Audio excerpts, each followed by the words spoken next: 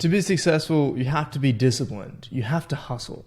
We've all heard this advice from countless famous and frankly really successful people. But what if they're all wrong? Ali Abdaal, one of the most influential productivity experts, seems to think that feeling good is the true path to productivity, not just endlessly hustling. So I've spent hundreds of hours studying his work and mind mapping his book, Feel Good Productivity. The insights I've gained have completely transformed my perspective. And in this video, I'll condense everything I've learned to help you unlock a more sustainable and fulfilling approach to productivity. The central premise of Ali Abdaal's book, Feel Good Productivity, is pretty much encapsulated in the title. And that is, by feeling good or feeling less bad, you end up having a lot more energy when you're actually working. And that higher amounts of energy enables you to be more productive. And the great thing about this is that when you're more productive, you actually end up feeling even better, and then it cycles back through and means you even have more energy and are even more productive. And so you end up in this virtuous cycle of productivity. Whereas things like discipline and hustle may be short-term ways to force yourself to work more, he presents that this method of actually using positive emotions and intrinsic motivation is a lot more effective and a lot more sustainable. So in this video, I'm going to go over all of the methods we can use to increase the positive emotions when we're working, followed by all of the ways that we can decrease the negative emotions when we work. And then we can wrap up with the ways that we can actually manage this energy in the most effective way to get the most done. There are 4 ways to feel better or to increase the positive emotions when we're working. The first one is to approach work with a sense of play. Because as we can all remember, playing is all about having fun. But we can use that same mentality when we're working. And the way we can do that is with 3 core methods. Firstly, we can seek out adventure when we're working. This can be in the form of embracing curiosity that comes throughout the day, or going on side quests throughout the day to try out new things. And one of the recommendations Ali Abdaal makes is to figure out what kind of adventure do you enjoy most. And he presents 8 different types, ranging from people who like to collect different things to people who like to joke around. But whatever it is, he recommends seeking out adventure at work to make the experience more fun. Next, he talks about actually seeking out to try and find the fun in your work. And the key question you should continuously ask yourself when you're working is, what would this look like if it was fun? Because through asking this question, you can find ways that you can make your work more fun. And then you can implement that to give yourself more of a sense of play and enjoyment when you're at work. And the final method is to reduce the stakes of the game. Because a lot of the time, people get a little bit too serious about their work and they end up just getting stressed out by it, which actually makes them unproductive. Instead, we should try and aim for a point of sincerity. We don't want to go all the way where we just stop caring about the work, because then nothing will get done. But if you can find a middle zone where you care about it, but not so much so that you're overly stressed out, that's when you're in the perfect Goldilocks area. And 2 ways you can actually make yourself more sincere when you're working is to focus on the process rather than the outcome, and to treat failure as a point of learning. Both of these can help you take a mentality of not being overly serious and removing all of the fun from your work. So those are the first methods that Ali Abdaal presented to make work more playful and more enjoyable. The next area he moved on to was how you can use people to actually improve your emotions while you're working. And the key thing here is to have a comrade mindset with the people that you work with. Rather than competing with others, you want to try and work with others. Rather than you win, I lose, it's you win, I win. And through this mindset, you can form a sense of community and can make it a lot more fun to work with people around you. And 2 tips he recommends people to do to help facilitate the formation of that comrade mindset is to, number 1, help. And that is give help, actually seek out and try and help others, but also ask for help, because it goes both ways and it can build that sense of camaraderie and teamwork. And he highlights 3 main ways where you can help them in just general work-related tasks. Maybe it's a project, or you can ask someone for help on a new task or project you're doing. But it can also be more random acts of kindness or anything life-related at all. As long as you're asking for help and giving others help, you can improve that comrade-like mindset in the workplace. And the second principle is to over-communicate. And he emphasizes this idea of over-communicating because a lot of the time we think we've communicated enough when we're nowhere even near the point of communication that would be best for the team. And when he says communicate, he means both the good and the bad. When someone presents you with good news, you need to be very active and constructive to make a sense of positive and supporting environment. But you also need to be able to communicate the bad with other people.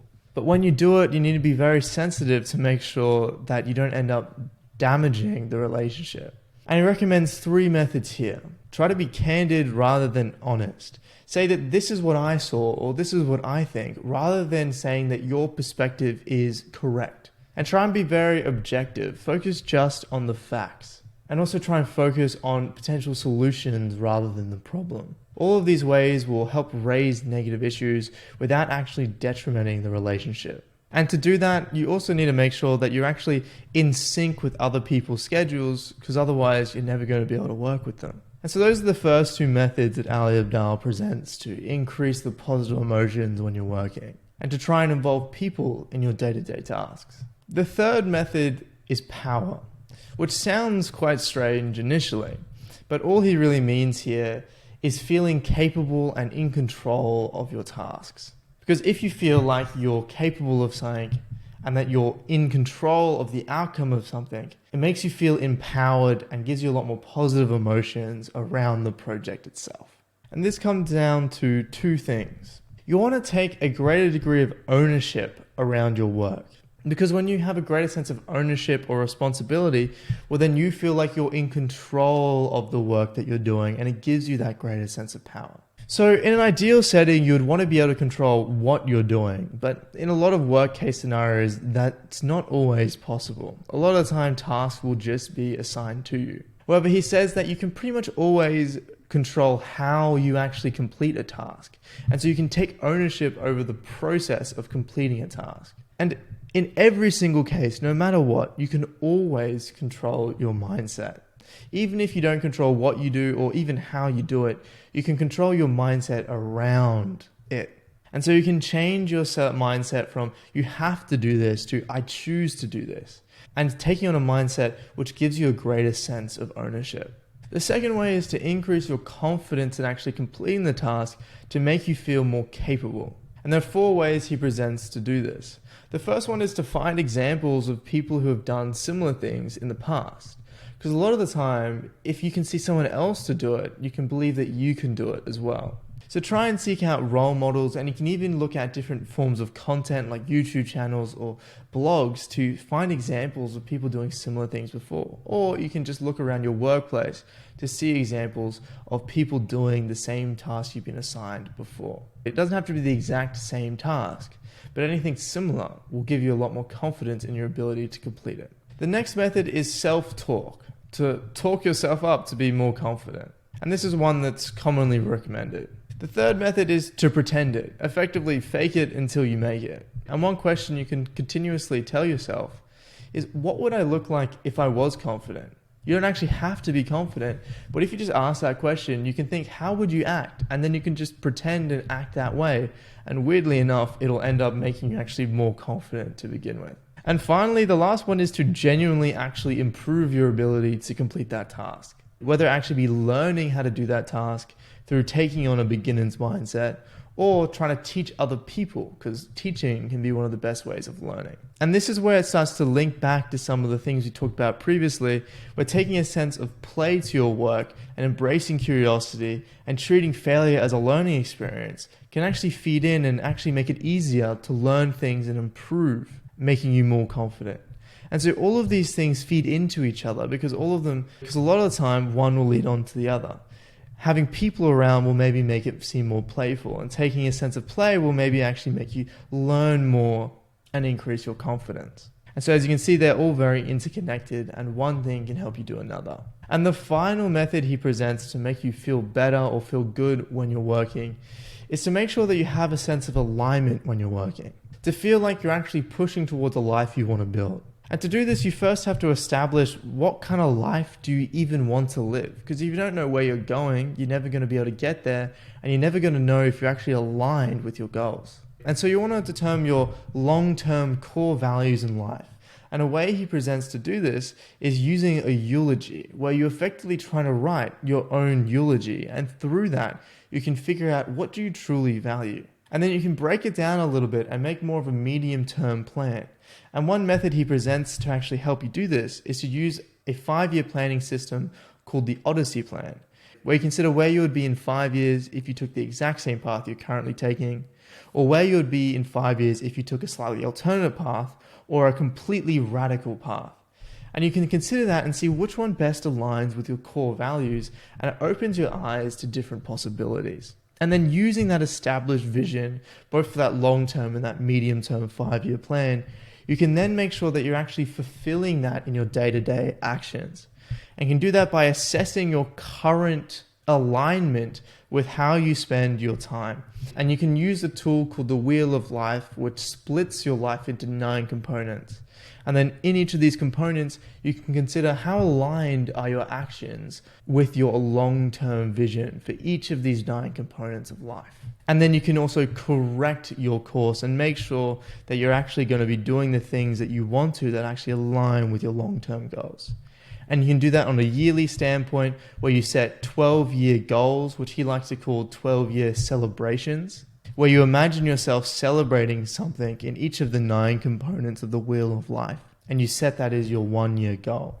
And you can also do it on a daily setting, where every day you think of what are the 3 quests that I'm doing today that'll push me closer to the life I want to live. And you can split these 3 quests based on the 3 big components of the Wheel of Life, where you have 1 quest for your health, 1 quest for your relationships, and 1 quest for your work. And all of these can make sure that you feel aligned when you're working, which will lead into a sense of fulfillment and positive emotions. And if you fail to actually feel this alignment and set course and make sure you're actually following your goals, it will often lead to a kind of burnout that's called misalignment burnout, where even if you're working and maybe you're even enjoying the path, if you feel like your actions aren't aligned with your long-term life goals, you're going to feel misaligned and you're going to end up burning out. So that was the first component of feel-good productivity, where it presents 4 ways that we can actually feel better while we're working. Ali then continues to explain 2 ways that we can reduce the negative emotions that we usually feel when we start working. And the 2 negative emotions he focuses on is uncertainty and fear. And so he starts by talking about how we must reduce the uncertainty when we're working, or increase the clarity. And to do this, there's a 4-step framework. Number 1, you need to know why you're doing something. You need to understand what the point of the task at hand is. Because if you don't do this, it'll, number 1, make it a lot harder to know what to do, but it also can potentially lead to that misalignment burnout that we just talked about. And once you've established why you're doing something, you can then establish a clear, concrete what, or what are you doing? If this is more of a long-term goal or project, you can use the traditional SMART goals framework to set that goal. But if we're talking about more short-term goals as well, we can use the NICE framework that Ali Abdaal generated. So an example of that is if you're setting a long-term goal, you could say, I want to lose 5 kilograms in 3 months. Whereas a short-term goal would be, I want to play 30 minutes of basketball every day.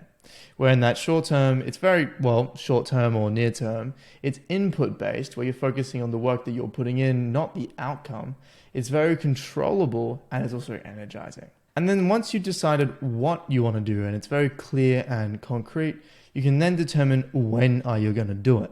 Here he links to some of the things discussed in the book Atomic Habits, where he recommends things like habit stacking, where after X I will do Y, or time blocking. That way you're a lot more intentional about when you're going to do something so it actually gets done. And when you're time blocking, you can time block just specific tasks, your entire day, or maybe an entire ideal week, with the latter potentially being the most productive. And finally, he also talks about mitigating risks. because a lot of the time we'll set a goal and then we'll fail it. And so we need to try and mitigate the risks of failure. So think about, if I was to fail, why? And then try and mitigate the risks of those failures. And so largely in the book, this idea of decreasing uncertainty was mainly discussed around the idea of goal setting. But the same principle will apply when you're doing individual tasks on a day-to-day basis. Just to find, why am I doing it? What am I actually doing? When am I doing it? And make sure that I'm mitigating any risks that could prevent me from doing it. And once you've reduced the uncertainty, that can also reduce the resulting fear that a lot of the time we have when it comes to completing a task. And to further reduce that fear, we can take 3 steps. First of all, it can be really helpful to actually define, what are you afraid of for this task? And one activity that can be helpful here is imagine a fictional character in the exact situation you are and ask, why would they be afraid? Not you, but them. Sometimes it makes it a little bit easier if you disassociate from thinking of it as yourself. And then once you've defined it, you can try and reduce it. One way he does this is with a 10-10-10 rule, where you think, will this matter in 10 minutes, 10 weeks, or 10 years? And a lot of the time, it's no. And so it really shows you that it doesn't really matter that much, and there's really not that much to be afraid of. And you can also try and reframe it. If you're afraid to start something, maybe because you'll be embarrassed or because of various other reasons, try and reframe your emotions to think, well, how confident in this task do I even need to be to start it? Sure, maybe if you're a neurosurgeon, you need to be very confident to start a surgery. But if you're just a YouTuber, how confident do you need to be to record your first video? You don't really have to be confident at all. So this can make it a little bit easier to just start. And finally, you can try and actually overcome that fear entirely. You can try and change some of the identities that might be causing you to have that fear in the first place. You can also try and reduce what is called the spotlight effect, where you think that everyone is looking at you, because frankly, no one really cares. And finally, you can even take on a persona or pretend very similar to what we talked about previously when it was increasing confidence. And a lot of these two are very intertwined, where a lot of the strategies to increase your confidence are the same strategies to actually overcome fear. And so those are the 3 ways we can reduce that fear response. And so by doing that, we can actually reduce the negative emotions when we're working. And the thing here is, if we fail to do this, it'll often lead to procrastination. And this is the main cause of procrastination, where something feels so hard or is so painful to do that it just takes too much energy and you never end up actually doing it. And the worst thing here is it's actually a negative loop, where when you procrastinate, you end up actually feeling worse, which ends up actually causing you to procrastinate even more. And so you need to make sure that you're reducing those negative feelings to really actually try and break that cycle of procrastination. And so now we've gone over how we can increase the positive emotions when we work and decrease the negative emotions. And like we said, this will lead to increased energy, but also things like decreased stress and increased fulfillment and even increased creativity. And pretty much all of these ultimately lead to more energy and more productivity. But there's still 2 things we need to discuss. First of all, if we've stuck ourselves in this loop of procrastination, how do we overcome it and actually just start working on something? And secondly, once we actually have the energy to be productive, how do we manage it to make sure we're applying it to the right things? So to start, how do we actually overcome that initial barrier of entry and actually start doing something and overcome that force of procrastination? Well, this is where Ali Abdaal introduces this idea of inertia, or just getting started on a task. And the key thing here is to try and reduce the required amount of energy that task takes. And the big thing here is just reduce the friction to do the task at hand. Try and change your environment to make it that default action. Make it easier to do the task so you can actually just get started. And try and change your mentality. And one tool he uses here is the 5-minute rule, where you tell yourself, let me just work for 5 minutes. And you have to be genuine here. Like, you have to genuinely only work for 5 minutes. And then once you work for 5 minutes, you can then actively decide, do you want to keep on working or do you want to stop? And sometimes you genuinely will stop, and you actually have to do that sometimes. Otherwise, your brain will figure out that you're just lying to yourself. But by changing your mentality of, okay, I'll just do it for 5 minutes, it makes the task smaller and easier. And so it makes it easier to actually start. And one big thing that can really help here is to define the next step. Just define the next step to take along the path. And that'll help you decrease the friction. And this leads into the whole idea of decreasing uncertainty as well, where through decreasing that uncertainty, you can actually decrease that friction to start and help yourself build up that momentum. And then he also presents two other ways to sort of help yourself get over that initial hump of energy. The first one is to track your progress, to continue to motivate yourself to keep on going.